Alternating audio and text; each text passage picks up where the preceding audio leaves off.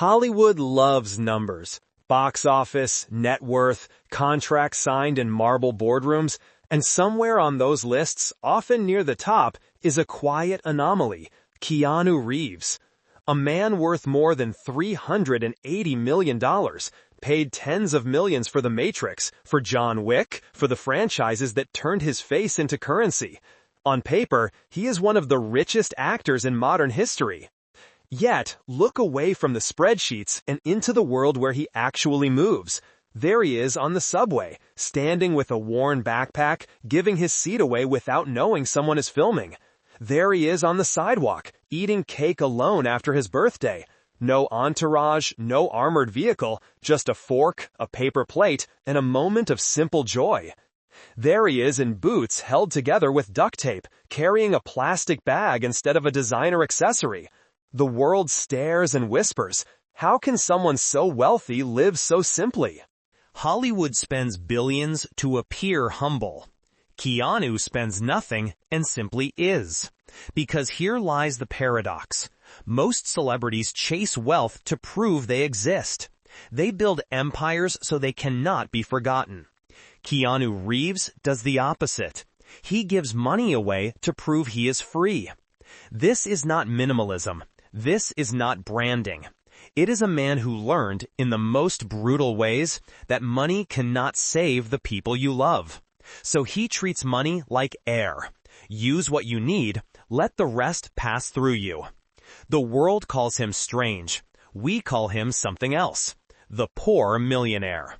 Tonight, we explore the wealth he never keeps, the fortune he keeps giving away, and the truth he understood long before the rest of us. You are rich, not in what you hold, but in what you can afford to lose. Not a symbolic amount. Not a token gesture. He quietly redirected an estimated $75 million, money owed to him personally, to the costume department and the special effects teams. Why? Because he believed they made the movie possible, not him. No press release, no magazine interview, no grand ceremony. Just a transfer. Silent, unpublicized. Crew members said later they only discovered what he did when the checks arrived. Hollywood didn't understand. Critics called it eccentric. Agents were furious. But Keanu was unmoved. To him, money had never held power. People did. He once said, "Money is the last thing I think about." And he meant it. That wasn't the only time he inverted Hollywood's hierarchy. During filming, after spending months with stunt performers who took hits so audiences could cheer for him, he walked up to the stunt department with a decision already made. He purchased Harley-Davidson motorcycles, one for each stunt team member. Not because he needed applause, but because he understood gratitude as action, not words. Crew members describe him as someone who sees every job as essential. From camera operators to prop runners to the person sweeping the floor after everyone leaves. In an industry built on hierarchy, Keanu dismantled it with generosity. But let's look deeper, because generosity is only the surface. Why would someone give away tens of millions? Why would someone sacrifice wealth most people spend their lives chasing? The answer is not business. It is biography. Keanu Reeves knows something Hollywood refuses to admit. Money cannot protect you from the things that break you. It couldn't save River Phoenix. It couldn't save his daughter. It couldn't save Jennifer Syme. So to Keanu, wealth is not a fortress. It is a river, meant to flow. He doesn't cling to it because he learned, brutally, that nothing you cling to stays.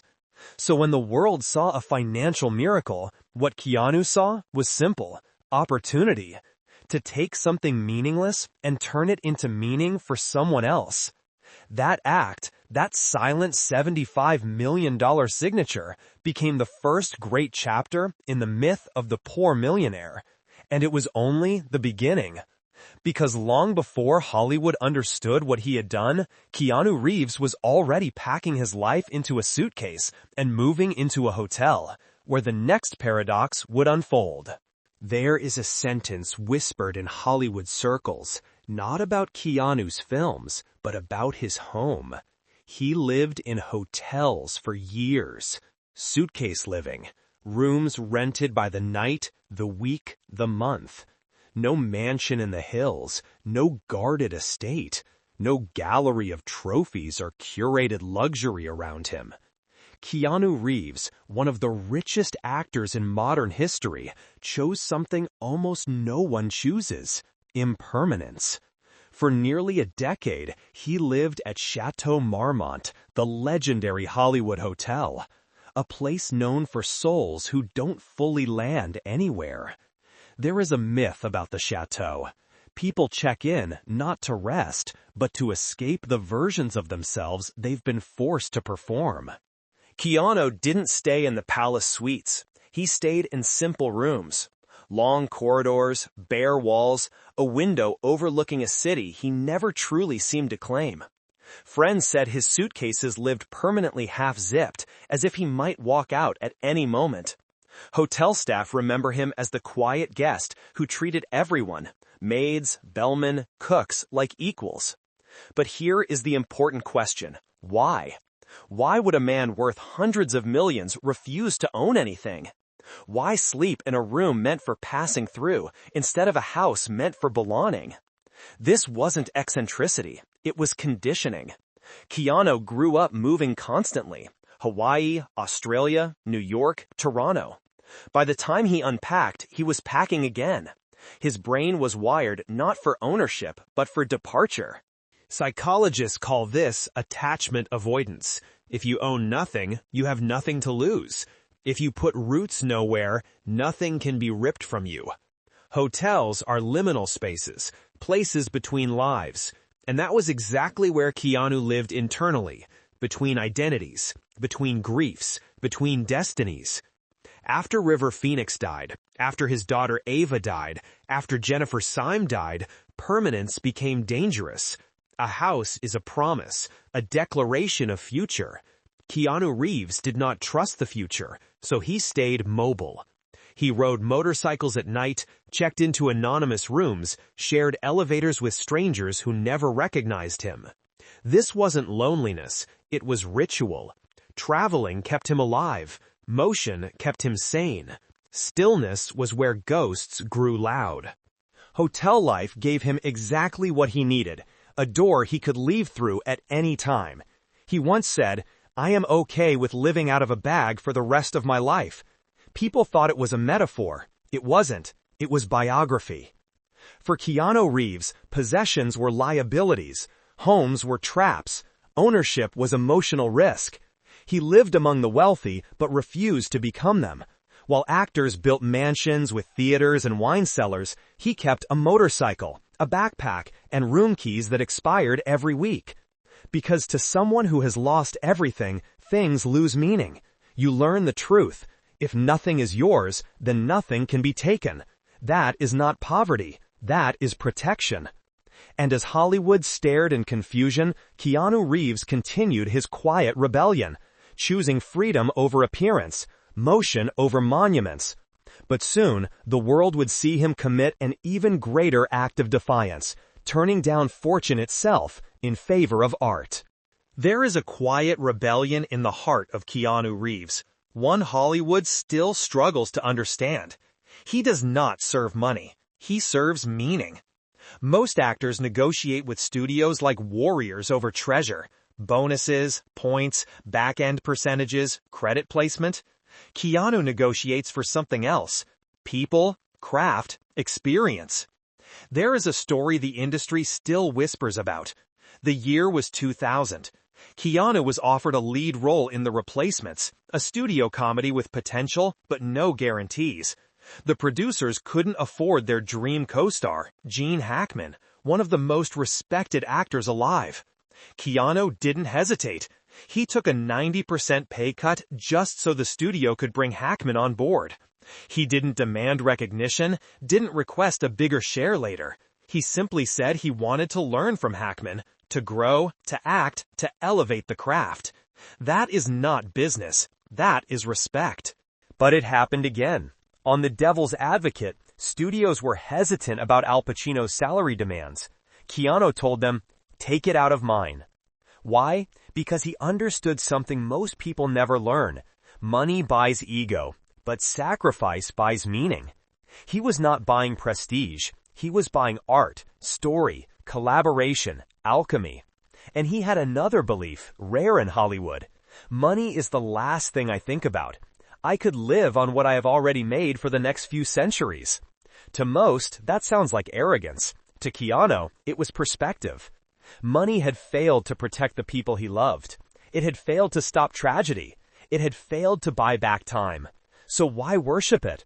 Why chase accumulation when you've already learned that wealth cannot save meaning or salvage destiny? Useful, but invisible. Take what you need, give the rest away. Don't inhale too deeply or you will drown. People think sacrifice is weakness, but the truth Keanu embodies is subtle. If you cannot let go of something, it owns you.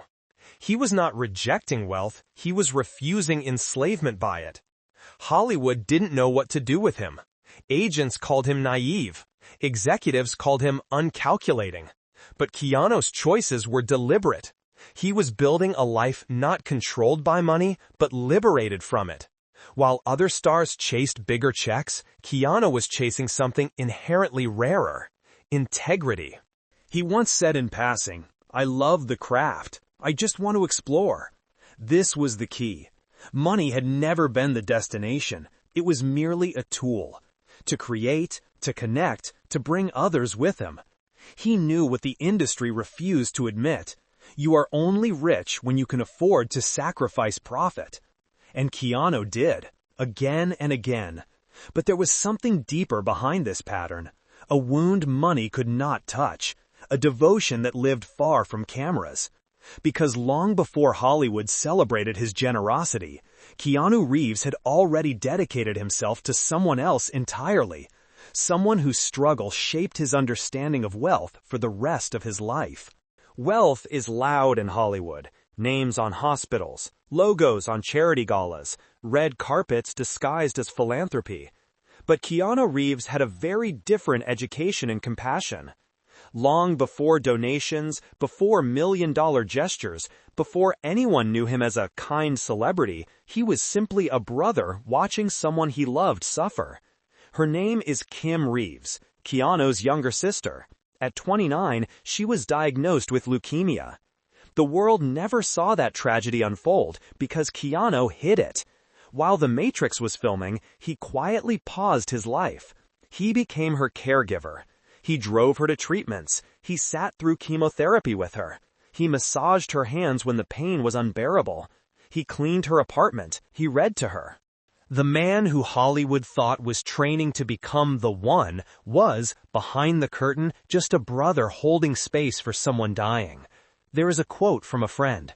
He would leave the set, and instead of going to parties, he would go home and take care of Kim. That was Keanu's first lesson in the limits of money. He could buy anything, except time, except certainty, except healing. He watched his sister's body weaken, and something inside him shifted. When Kim eventually recovered, Keanu didn't celebrate with press releases. He did something quieter and far more radical.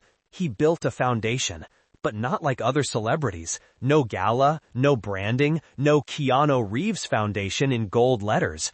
For years, no one even knew it existed because he refused to attach his name to it. Doctors later revealed that Keanu donated millions to leukemia research anonymously. To most stars, charity is an extension of their resume. To Keanu, charity is not about being seen doing good. It is about doing good even if no one sees. When asked why he never claimed credit, he responded simply, "It's not about me." Hollywood didn't understand. They built reputations through philanthropy. Keanu dismantled his. But the deeper insight is this. Keanu knew that money couldn't save River.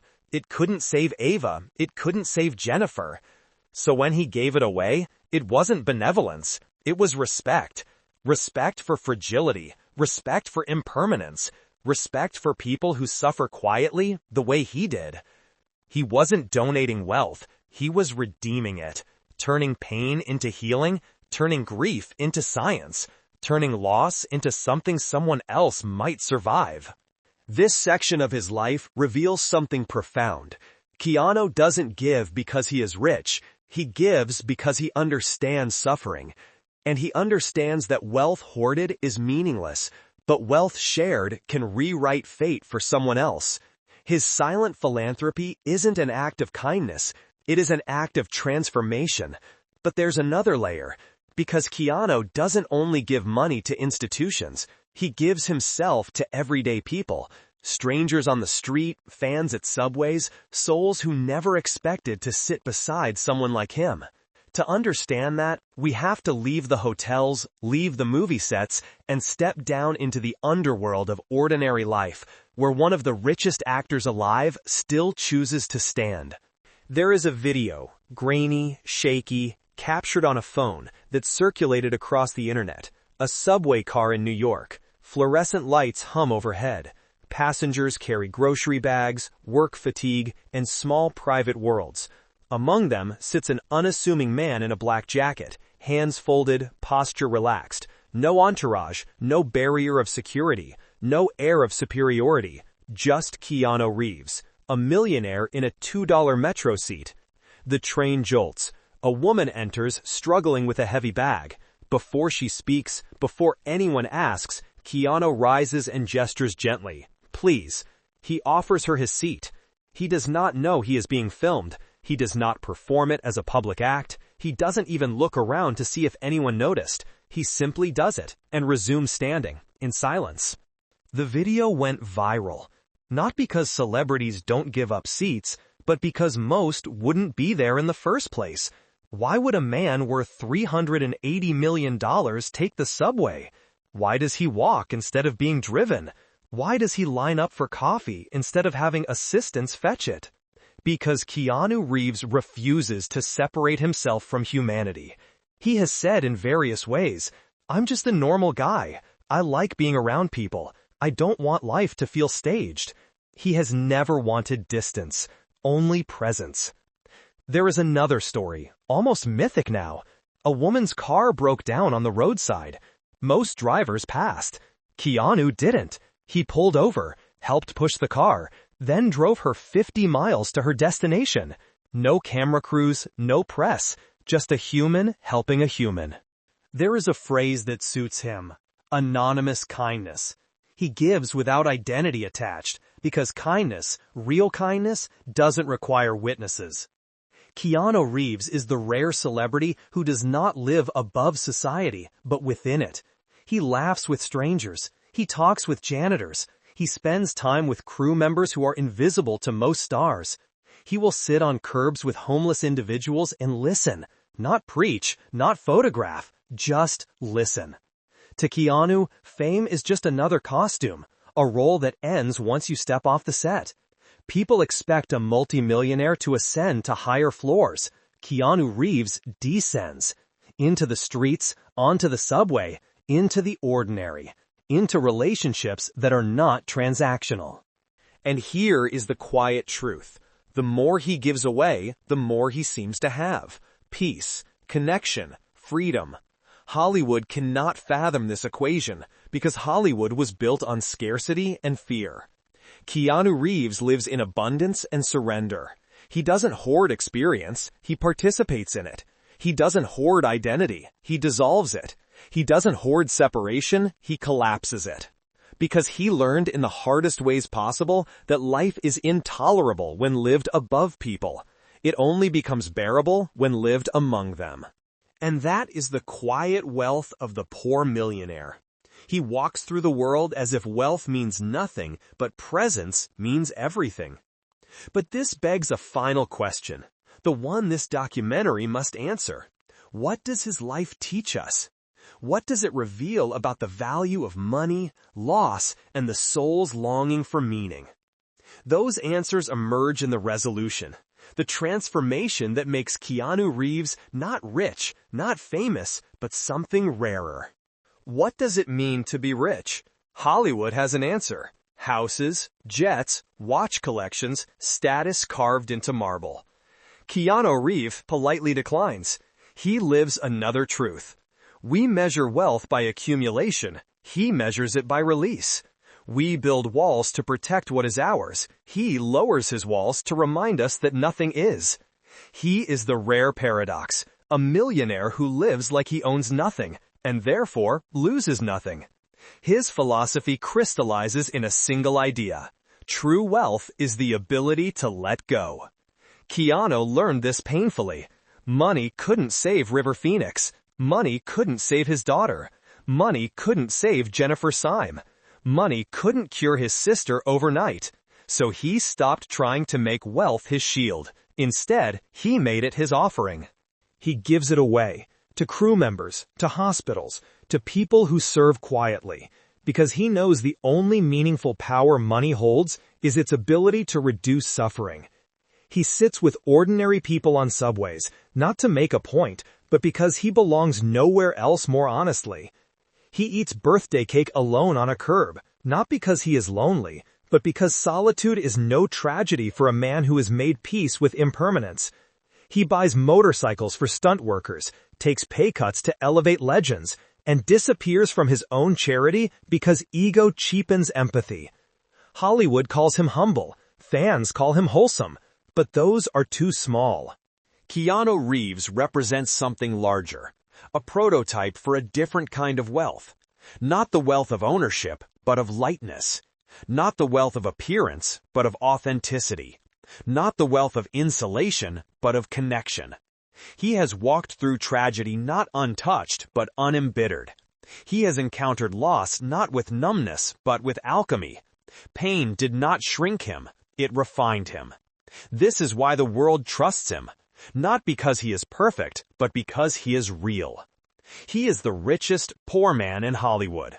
A man with more money than he will ever need, and fewer attachments than most men can bear.